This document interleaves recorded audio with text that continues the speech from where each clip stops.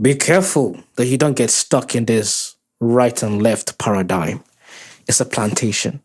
My theory is that the right and left are both plantations to hold the people that subscribe to the ideology in prison, regardless of whether one is more right than the other. Yes, on average, right-leaning points seem to be more reasonable than left-leaning points.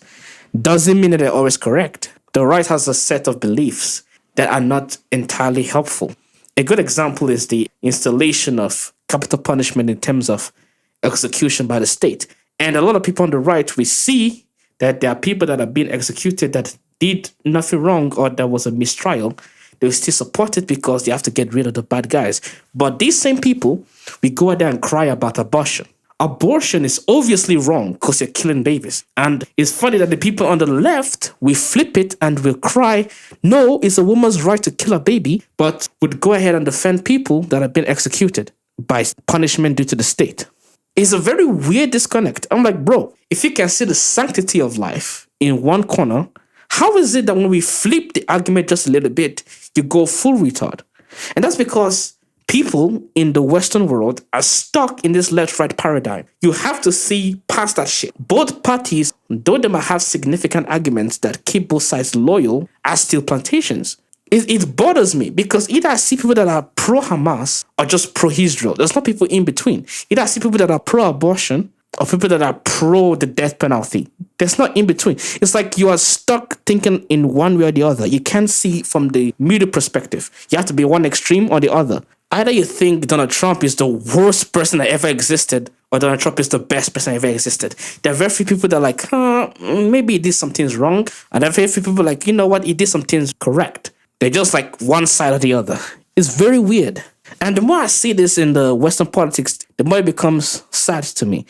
And unfortunately, the right likes to talk about how facts don't care about your feelings, how they're superior in logic. But the moment it comes to logic, when it comes to certain factors, they throw it away. It's outstanding.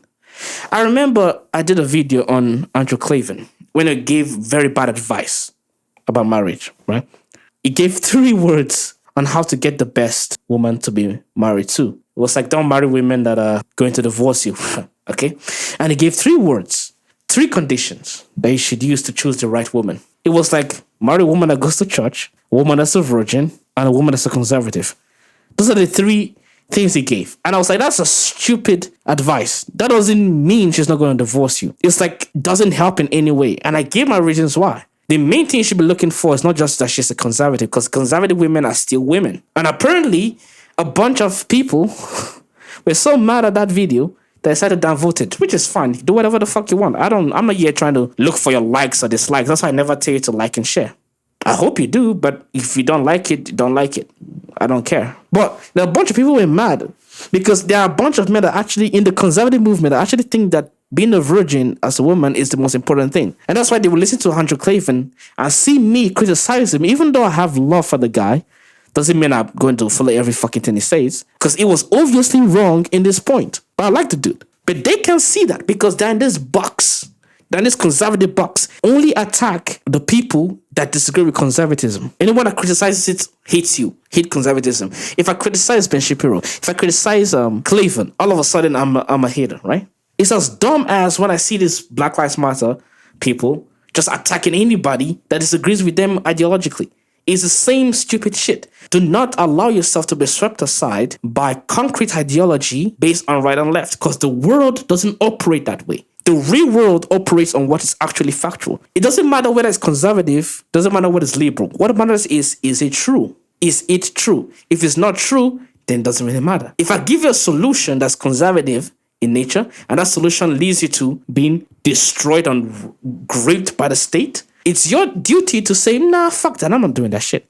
I'm not going to make a ton of money and marry a woman in the Western world based on how much money I've made, because she's going to dry out my account. That's been proven over and over again. It doesn't matter if it came out from Ben Shapiro's mouth. You might love both of them just like I like Ben Shapiro and I like Jordan Peterson. It doesn't matter. I'm not going to do that because that's a bad fucking idea. That's fucking simple. But some of you are so much in your feelings, they can't understand that your side might just, by mistake, give bad advice once in a while. Anybody that criticizes this person is obviously a hater, hates conservatism, hates America. So stupid. It's very dumb. But people don't know that they're doing this because people are so attached to labels left and right.